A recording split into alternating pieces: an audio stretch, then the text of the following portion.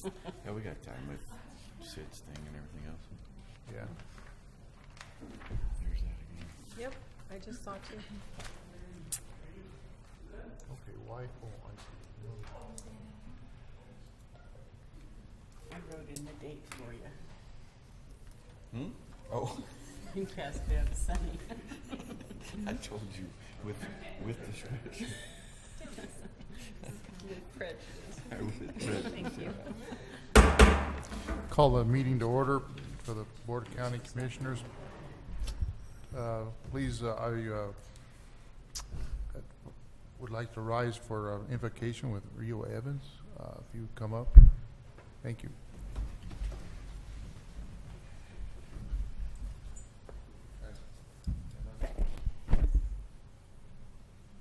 Good morning. Good morning. Good morning. Let's pray together. Our Father in heaven, we come before you this morning, giving thanks to you as our God, the creator of the universe. We give thanks to you for all our many blessings, the blessings that we enjoy as Americans, as citizens of a free country wherein we as citizens enjoy blessings and privileges that may not be found on any other place on earth. We give thanks for being such a blessed people among all people of the world. And we know that with blessings and privileges also come responsibilities. We pray that we would be responsible citizens. We pray especially today for our leaders, for all those in authority. Pray for our president, for Congress, for governors, for our military, for those who are educators, for mayors and councils, and especially this morning we pray for our own county commissioners, that you would be with them. We know that often difficult decisions have to be made that are not always popular with everyone. We pray that today there would be a spirit of harmony and respect for one another, that when we disagree we might do so agreeably, that you would give each of our commissioners strength and faith and wisdom and courage to make the decisions that are according to your will. We know that according to your word, righteousness exalts a nation, but sin is a reproach to any people. We know those who follow and obey you, those nations are blessed by you. So help us to be a righteous nation, Lord. Help it to begin with each of us as citizens, and help us all to be good examples and always strive to live, to say and do those things that are according to your will. We give thanks in Jesus' name. Amen. Amen. Amen. I pledge allegiance to the flag of the United States of America and to the republic for which it stands, one nation under God, indivisible, with liberty and justice for all.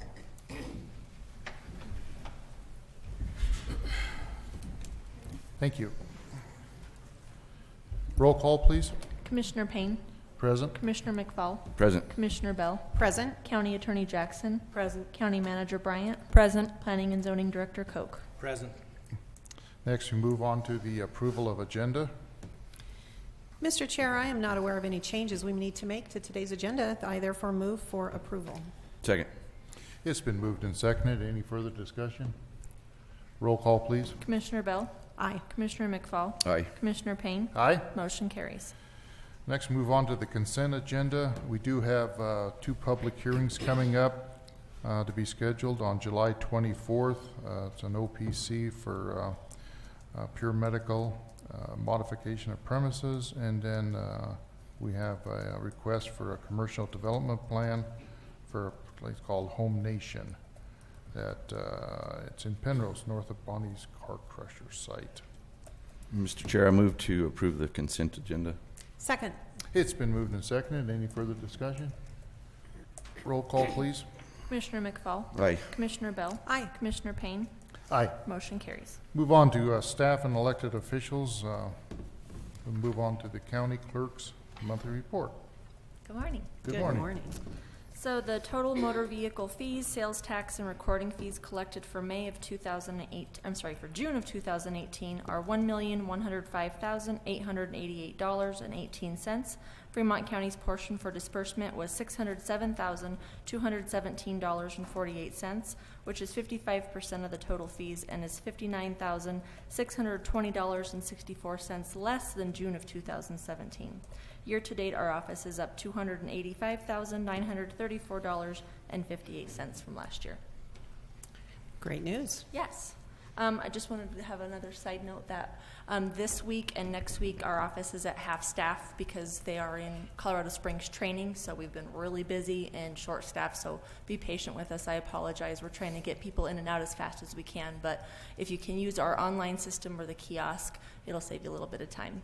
And then remember, we will be closed August 1st through this 5th, which part of that's a weekend, but we'll reopen on the Monday, August 6th.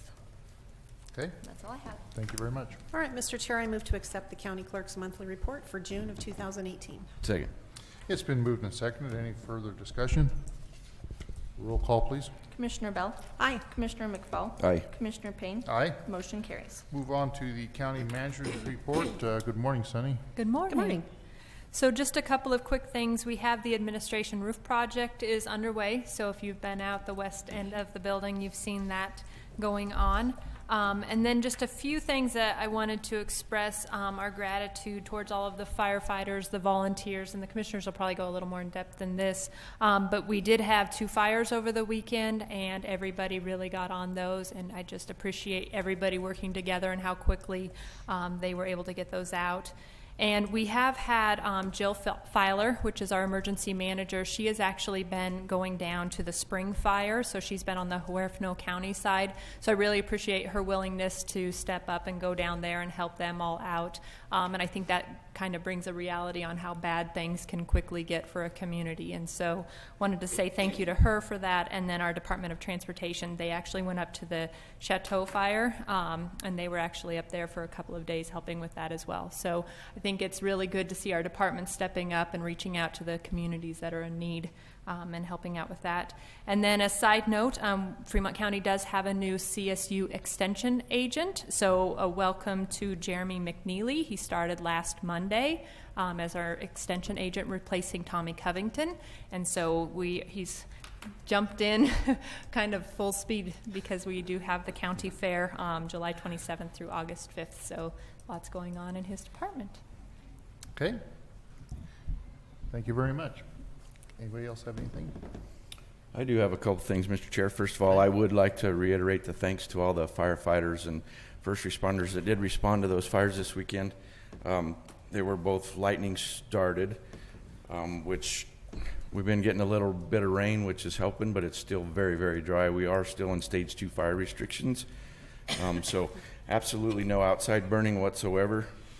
It was kind of very neat to watch the crews up there on this quarry firework, the hand crews. Part of them marched in from the highway, part of them rode halfway up there and then marched in, but it was very synchronized, I guess, very just military-like precision is the way they attacked that fire. So it was very neat. So God bless those guys and thanks for what they do. I wanted to mention that it kind of comes as the time we're in right now. On July 31st, I've been working with Christy Coleman, who is works for Colorado Department of Homeland Security and Emergency Management. She's the field manager. Together with her, the Colorado State Assistant Veterinarian, Dr. Nick Striegel, And then Tim Canterbury, who is a past president in the Colorado Cattlemen's Association and a rancher in western Fremont County. There will be an agriculture and disasters workshop, so to speak. These folks, we'll talk with landowners and talk about how firefighters and landowners can get along and work together in situations like we had the other day, like we've had up at Hayden Pass and stuff. So I do have flyers for this. It will be it's going to be in the paper. It's being on the radio. It's on social media. It's out there. It's anybody's welcome to come to it. It's July 31st at 6 o'clock across the street here at Garden Park building. So it ought to be a good informational situation for everybody. And it is pretty dry, so we're going to have, unfortunately, probably more fires. So it's good information. That's all I have, sir. Okay. Commissioner Bell? I just would reiterate, the two fires that Commissioner McFall just discussed were both lightning strikes, which actually kind of makes me happy because we haven't had any human-caused fires here. So just again, a word of caution, we do continue to have stage 2 fire restrictions in place. I would like to openly and publicly thank both Canyon City and Florence for canceling their fireworks displays this year. Florence was still looking at doing this up until it was either Monday or Tuesday of last week, and they finally decided that it would be the best thing to do to cancel. So I know there always will be some unhappy people with those decisions. These three sitting up here this morning are not amongst those unhappy folks. We were actually very happy to see those canceled. So thank you to all of you, and also just a quick note of congratulations once again to Florence for sponsoring their big blowout bash for the 4th of July, including the dry and wet parade on Wednesday. So once again, they did a really great job, and a good time was had by all. Okay. Thank you. Mr. Chair, I just wanted to add one thing. I just thought of this Saturday, the 14th, is the Walk for Hope down at Veterans Park, and Commissioner Bell will be in the dunk tank at 11 o'clock. So, To be followed immediately by Commissioner McFall at 11:30. so 11 o'clock, come on down and let's dunk Commissioner 11:30. Bell. 11:30. And the old guy with a bad back got out of it. So I also want to thank the firefighters. I was at the 7 a.m. briefing Sunday morning, and if nobody's been to one of those, it's amazing to watch the training that's been involved for these fellas and gals that's on the fire lines. And DJ Yeoman was the incident commander. There was no doubt who was in charge. It took them about 30 minutes to figure out who was going to attack what, where their escape routes were going to be. And to stand back and watch these professionals is amazing. It really is. And the dedication they have. And so anyway, I want to thank them along with everybody else. Anybody else have anything? Okay. Move on to citizens who wish to address commissioners on matters not scheduled on the attorney. We have agenda. Sorry. See, we have John, but that's on the agenda, so I'll wait for that on that. Okay, nobody else? All right, awesome. We'll move on to old business for consideration. A resolution approving SRU 18-003 for Whitehorn Kennels. This was some spirited discussion 2 weeks ago. We tabled this to have even more spirited discussion among ourselves, and it was very spirited. For myself, I'll just put it out there. I'm not sure if anybody needs to own 26 dogs on one parcel of land, but that's not for me to really decide. As long as it's not affecting neighbors, that's the big thing that falls up to us. And we have to make that determination, how much they're going to be bothering, if these dogs will be bothering neighbors, if they're not going to be bothering neighbors. And so this is part of the spirited discussion that we had. And some of it is, you have to separate, we do anyway, what she does with the dogs as far as chasing coyotes all over the countryside. That's the Division of Wildlife. That's not us. And sometimes it's very difficult to separate that. And what we're here for is a kennel license, not her chasing coyotes all over the countryside. So anyway, anybody have anything else they want to throw out there? Nope. Sure. I guess one thing that I would say is, as Commissioner McPain, sorry, Yeah, well, we're off to a really good start this morning. Sorry. Commissioner Payne expressed, these decisions really are never easy. We have to consider for our record and for the resolution that we do, as well as our findings, we have to consider all of the evidence that comes before us in the public hearing and only that evidence. So I hope people understand anything that has been said to us or emailed to us or in any other way routed to us following the final gavel on that public hearing, legally we cannot consider. We have to consider the open public record when we are making these decisions. So when we sat down to decide what we were going to do with this, I think we all had a lot of different ideas. But in my mind, it actually became very clear when we started looking at the findings that we needed to make. There were either going to be findings for approving the kennel, or there were going to be findings against approving the kennel, and therefore denying it. We had one person stand up to tell us that she thought that they were probably going to harass her cattle, but we had another 6 people stand up and say, I've seen these dogs around cattle, and they completely ignore them. It's like they don't even exist. We had neighbor after neighbor stand up before us and discuss the fact that they live right there and that the dogs do not and will not bother them. So in my mind, the kennel license actually became very clear. So I'm actually prepared to offer a motion if you're ready. I move to adopt Resolution 25, a resolution approving SRU 18-003 Whitehorn Kennels. The resolution also does include our findings. okay. I'll second it. It's been moved and seconded. Any further discussion on this matter? I believe you're going to read some of those findings, Mr. Chair. I believe I was.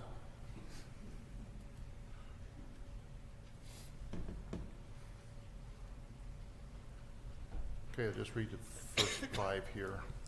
Findings for the Fremont County Board of County Commissioners. Number 1, the applicant has the right to occupy and use the subject property located at 2366 County Road 2, Kane City, Fremont County, Colorado. Applicant states that she is likely to purchase the property should the Whitehorn Kennels SRU be approved. Item number 2, the subject property contains 21 1/4 acres and is zoned agricultural forestry, which allows kennels as a special review use. Item 3, applicant owns 25 foxhound dogs, which she keeps as pets and some which she uses for sport hunting of jackrabbits and coyotes, which applicant describes as a hobby. Applicant states that the hunting occurs on federal lands for which she holds a hunting permit and on private property which she has a property owner consent. Item 4, applicant's stated intent is to reside on the subject property. However, the dogs may be moved to a lower elevation kennel during the winter months. Item 5, the board hears comments from various citizens, both in favor of and opposed to the kennel application.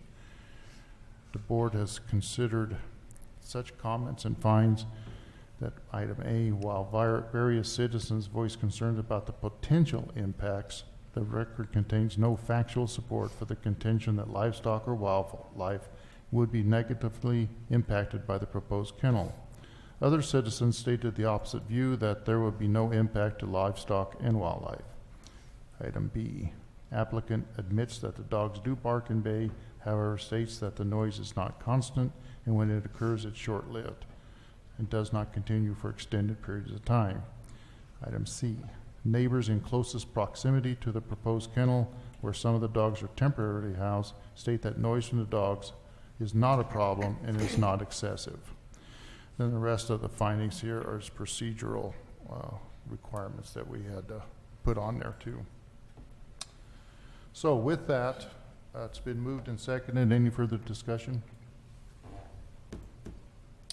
Roll call, please. Commissioner Bell? Aye. Commissioner Payne? Aye. Commissioner McFall? Nay. Motion carries. Okay, thank you. Move on to new business. A resolution recognizing Sid Darden for his 31 years of service to Fremont County. Yay!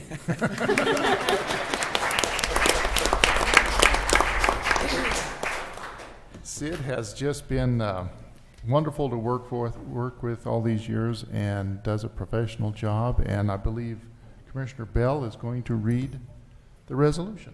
I'm happy to read the resolution. I'm not so happy for the reason that I'm reading it, because this means that Sid is retiring and leaving Fremont County. I know he's leaving us in good hands, but nevertheless, it's still going to be hard to say goodbye. Whereas the Board of County Commissioners of Fremont County, Colorado, regretfully accepts the retirement of Mr. Sid Darden, Environmental Health Officer, Fremont County Department of Public Health and Environment. And whereas Sid Darden has been a loyal and valued employee of Fremont County from January 2nd, 1987 until July 12th, 2018, earning much respect and admiration for his extraordinary level of dedication and professionalism for the county.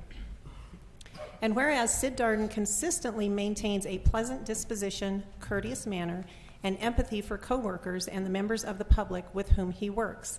And whereas Sid Darden provided Fremont County with his expertise in environmental health.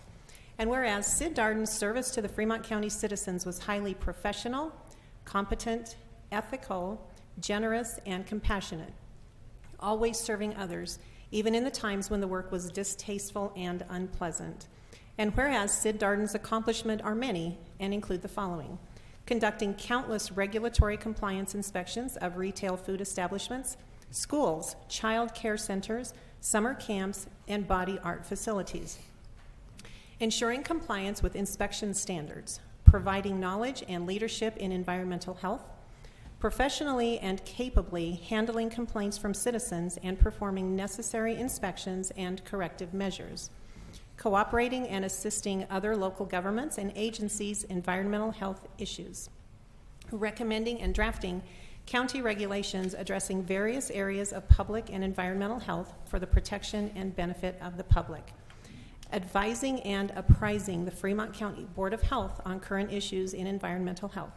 Now, therefore, be it resolved that the Board of County Commissioners of Fremont County, Colorado, hereby publicly recognizes and expresses its deep appreciation and that of the residents of Fremont County to Sid Darden for his devoted service to Fremont County. And be it further resolved that this resolution shall be read into the record of the Board of County Commissioners as a tribute to Sid Darden's service, and that the official seal of Fremont County shall be affixed thereto and delivered to him. Okay, photo op. Well, should we approve it first? Shall we approve it first? Yeah. Yeah, we ought to approve it Yes. first. So with that, Mr. Chair, I Before we move do to adopt this resolution recognizing Mr. Sid Darden for his 31 incredible years of service to Fremont County.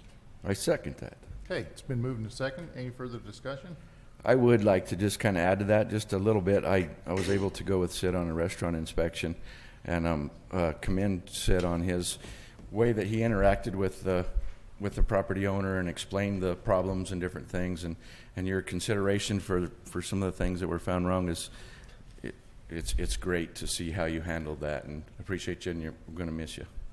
And I deliberately left out rats, cats, and bats. One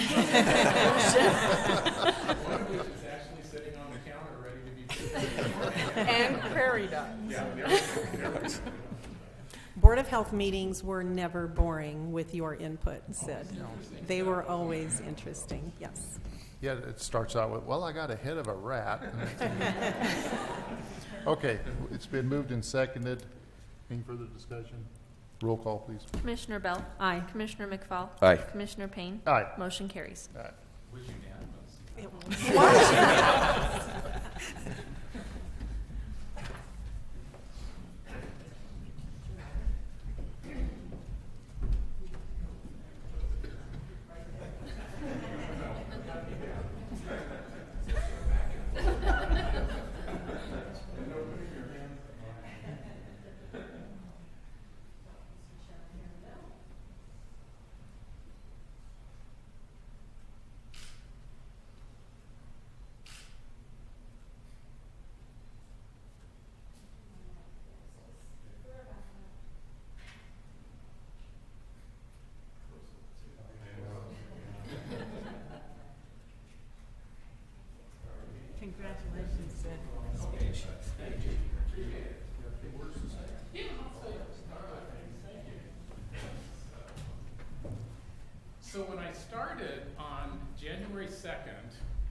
1987. I probably would not have ever thought I'd be here for 31 and a half years, but you never know. So, and I think probably what I'm going to miss most of all is my coworkers, just because they're terrific. So, you're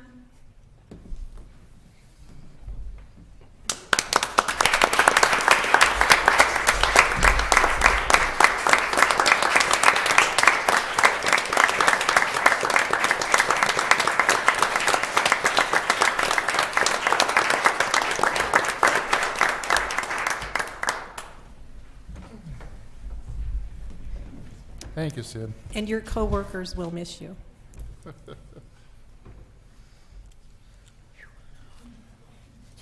Nobody cries alone, right? No, not when I'm around. All right, let's move on to item number 2. It's a FEDC request for opt-out of SB Senate Bill 5152. So for local broadband to be replaced on the November ballot. With us is Rob Brown, FEDC Executive Director. Good Good morning, morning, Good Rob. morning, Rob. Good morning. Thank you very much, Board of Commissioners, for the opportunity to present this morning, and I promise I won't make anyone cry. Thank you. At least I certainly hope not.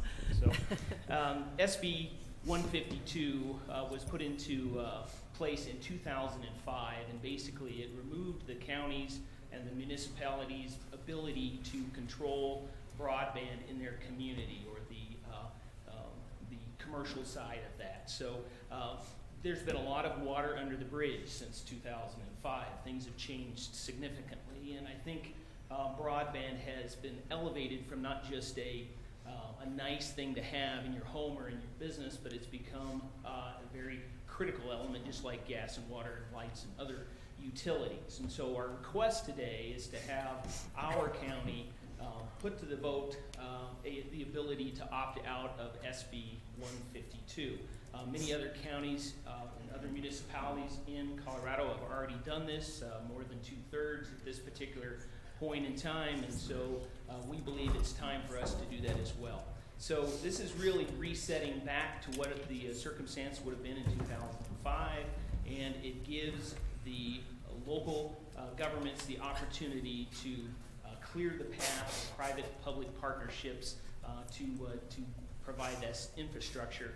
An example is in Custer County. They have actually been able to opt out, and now they've gotten grants in excess of $1 million to provide towers for private companies to put their antennas on these towers. So it's proven to be an opportunity for them to provide broadband into their areas that they otherwise would not have been able to do.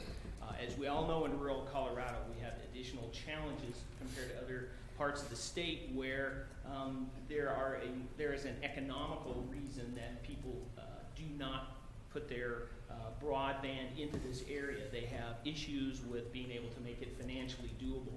By involving the governments, we think we can provide that bridge. So my goal today is to encourage this council, or this commission, excuse me, to put on our ballot the ability to opt out of this provision. Okay, So, thank questions? you, Rob. I do have a couple of quick questions. Great. First of all, it's my understanding that such a ballot issue would not be putting the public taxpayer funds in any kind of competition with private entities. No, that's absolutely correct. Really what it is, as I mentioned before, is it's just clearing the path to do private-public partnerships. So I don't believe there would be any requirement for the county to spend any money on this, but it would be the opportunity to go compete for grants that are available to bring that money in to offset that difference between what's economically viable and what the county might be able to do. So a partnership then would allow a private company to actually be able to come in and provide a service that otherwise on its own it would not be able to? I think that would be the goal. There's many areas, remote areas of the county, where it's not economically feasible for a private service provider to come into that area. And so with working with the county, there would be an opportunity to find grants and other money to bridge that gap, so it would then become financially viable. In the Custer County example, the county will actually be earning an income from these towers that they're building, that they're using grant money, public money for. So that's kind of the plugging that gap or making that difference between what's economically viable and what the county could provide. And one final thing I would make a note of, Rob, is that when this commission permits cell tower locations to go up, we typically discuss with those people the opportunity to co-locate. Correct. So what we're talking about is actually not something new. It's something that already happens throughout private enterprise. One will put up a tower pole and allow others to come and to tag onto that so there aren't 3 in a row. No, that's absolutely correct, and that's a very, very good point. This is really not something new. This is really resetting something that happened in 2005, but since that point, there's been this collaboration and cooperation that is already going on, so this just really makes that more viable. It also allows our community to become in compliance with the rules, because one of the prohibitions from 2005, the SB 152, says that counties or local government cannot provide internet service to their constituents. Well, in the case of Fremont RE1, as an example, this fall, they're going to be putting devices into the hands of all of these kids. They're in effect providing a service that is not, appropriate per SB 152. And I think as a community, we previously voted. We said we want to be able to do that, and this would allow us to put everything back into compliance. Okay. So everything you're saying is basically possibilities of positive economic impact to the county, plus positive service to those, especially those outlying areas outside of the municipalities that don't have the services that are available within municipalities. So it's going to increase all of that and make it broadband more available throughout the entire county. That's absolutely right. In FEDC's opinion, it's going to create an environment that is more conducive to having these providers bring their broadband into the area. It's certainly not going to be a switch that's going to be flipped and it's going to happen automatically, but it's going to become more viable at that particular moment in time. And if you look at the community members that are supporting this, they all have that same objective in mind, which is leveling the playing field from rural Colorado to other areas of the more populated parts of the state. I also know, Mr. Chair, that Colorado Counties Incorporated as well as Colorado Municipal League both have had a lot of conversations about this in the past. CCI actually has put together an opt-out kit to make it easier for counties to be able to do this. And I believe, if I'm not mistaken, Rob, more than half of Colorado counties already have chosen to opt out. Is that correct? Yeah, that is absolutely correct. And if you look at the map, of the counties that have been provided, it is clearly the entire northern 2/3 of the state, and it's really kind of settling into south central Colorado. So the ones that haven't complied yet or haven't opted out yet are the ones that are to the south of us. So part of our objective is we're sandwiched between two counties that have already opted out, and so in order to help their processes work better, us opting out will complete the loop. Okay. Thank you. Okay. I know you talked about the support, and we do have 5 letters of support from community members with us, and I for one think this is a win-win situation. We also have John Hamrick, City Councilman, Canyon City Councilman, would like to say a few words on this. Okay. Good morning, John. Good morning. Good morning. Good morning. To y'all. I'm actually speaking as a private citizen here this morning, not okay. representing the city council. But I just wanted to rise in support of putting this ballot measure in front of the voters. I think that Senate Bill 152 kind of handcuffed the opportunities that cities and municipalities and counties have in dealing with the issue of providing internet service to their citizens, and that this will remove that impediment and allow decisions to be made in the future, if appropriate, and with full public discussion and transparency. This is just an opt-out provision. It doesn't commit, as I understand it, municipalities to any particular path, and so I do support this. Okay, thank you, John. Any further discussion on this? Entertain a motion. No, Mr. Chair, I will move to approve the request for FEDC to opt out of Senate Bill 05-152, the question, putting the question for local broadband on the November ballot. I'll second. Okay, it's been moved and seconded. Any further discussion? Roll call, please. Commissioner McFall? Aye. Commissioner Bell? Aye. Commissioner Payne? Aye. Motion carries. Thank you very much. Thank you, Rob. Thanks for being here, Rob. Move on to item 3. It's a modification of premises for a liquor license, McGill's Wine and Spirits. I believe we have Mike Abbott with us this morning. Good morning. Good morning, Mike. Good morning, Mike. What I'm proposing to do is the part of my building that had been the barber shop, it's basically 400 square foot on the north side of the building, is to absorb it into, use it, all of it for my liquor store and expand my sale floor. Okay. So would you be expanding the sale floor into that space, or would you use that otherwise? That and- space is gonna be storage, and what had been storage is gonna be, I'm gonna move the wine back there and have a wine cellar. So will there be, is there an outside access to that, what would be a new storage space for you? And how will you deal with keeping that locked There and isn't those things? a door going out right now. It's dead bolted as well. It would be unlocked during business hours, if we need to use it for fire escape, it would be available, but otherwise the doorknob would normally be locked from the outside, prevent entrance from the outside. And I'll put another door tying the two shops together. Okay, thank you. Okay. Staff report, Dottie? Yep, they've submitted all their paperwork. They posted the property for 10 days. Everything's in order with our office. Okay. Any other questions? I just have a quick one, Mike. I'm looking at the current picture you're drawing, and then the old one, and you just said something, but just for clarification, where the barber shop was is going to be storage. What's changing in the rest of the building? Where the back part of the building that had been storage is going to be, I'm going to open it up and have moved the wine back there, so I'll have more. Oh, okay, okay. Okay. Thank you. Okay. All right. Entertain a motion. If there's nothing else, yes, Mr. Chair, I move You to, need to ask for public comment. Oh, we can do that. It's a modification. It is It is a a modification, yeah. Okay. sorry. Any public comment on this modification for a liquor license? Nobody's stampeding up here. Okay, that's awesome. All right, now we'll entertain the motion. All right, Mr. Chair, I move to approve the modification of premises for the liquor license of McGill's Wine and Spirits, doing business as Waterhole Number 1, located at 1532 Elm Avenue in Canyon City. Second. Okay, it's been moved and seconded. Any further discussion? Roll call. Commissioner Bell? Aye. Commissioner McFall? Aye. Commissioner Payne? Aye. Motion carries. Okay, thanks, Mike. Thanks, Mike. Good luck.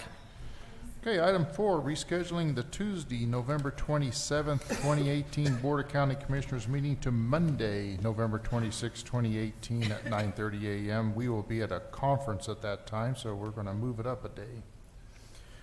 Mr. Chair, I move to reschedule the November 27th meeting to November 26th, BOCC meeting, Same time, 9:30 a.m.? 9:30 a.m. I'll second. Okay, it's been moved and seconded. Any further discussion? Roll call, please. Commissioner McFall? Aye. Commissioner Bell? Aye. Commissioner Payne? Aye. Motion carries. Item 5, authorization for the Fremont County Attorney to complete and file the PILT funding class action opt-in notice form in Kane County, Utah versus United States. This is our payment in lieu of taxes. Brenda, do you have an explanation on this? Payment in lieu of taxes is what the federal government pays to the county because they're not subject to local property taxation, and we have a significant number of acres of federal land, like many counties in Colorado do. So through the Farm Bill, I believe, the federal government pays the county basically property taxes and calls it PILT, payment in lieu of taxes. The Kane County, Utah case in federal claims court was brought claiming that the federal government underpaid PILT monies for 3 years, 14, 15, and 16, I believe. Might be 15, 16, 15, and 16, 17. And the court found that the federal government did in fact underpay those taxes because they elected to pay less than the full amount of PILT, and the federal legislation didn't authorize paying less than the full amount. So a number of counties now are entitled to have reimbursement for those underpayments to pay the 100% of the PILT money that was due. The federal court certified a class action in this so that counties can join in the class action and file a claim for the underpayment, the remainder of the PILT payments that are due. So this opt-in notice is to opt into the class action. I would note that the board hasn't yet decided what path to take on this litigation. There may be some other avenues to recover the money, but the money's definitely recoverable, and I think it's in the tune of about $44,000, something like that. So this basically just authorizes the county to opt into that class action, and then if there are other alternatives that may be a better course for the county, we can review those later. The deadline to opt in is September 14th. More than likely, they'll probably settle this outside, won't they? I don't know. I have an update for the board on that, but right now it's looking like the class action is probably the way to go. Way to go, huh? Okay. All right. All right. No further discussion? Nope. Go ahead. Nope. Mr. Chair, I move to authorize the Fremont County Attorney to complete and file the PILT funding class action opt-in notice form in Kane County, Utah versus United States, case numbers 17-739C and 17-1991C. I second that. Okay, it's been moved and seconded. Any further discussion?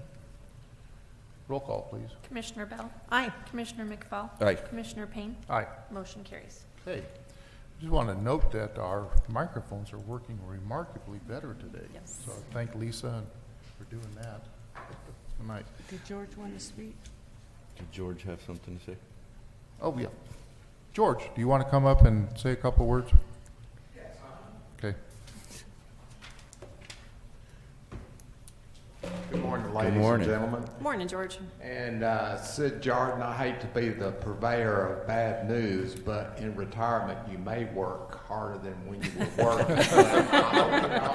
And I hope you have a good, happy retirement and many happy years in retirement. But you're going to work hard.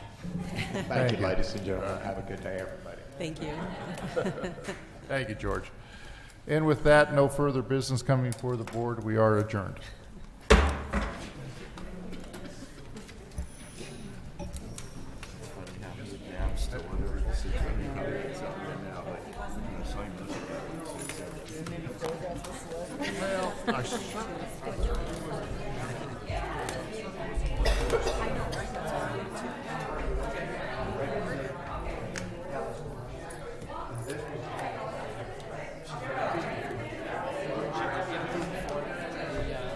Two outstanding items, and I think she took care of one was the fire access permit. The other is either a lease for all the properties or an each. So once we get all that whole issue, she'll be good to go. That would make her happy. How things going up there with the court cases? Well, there's a lot to sign today.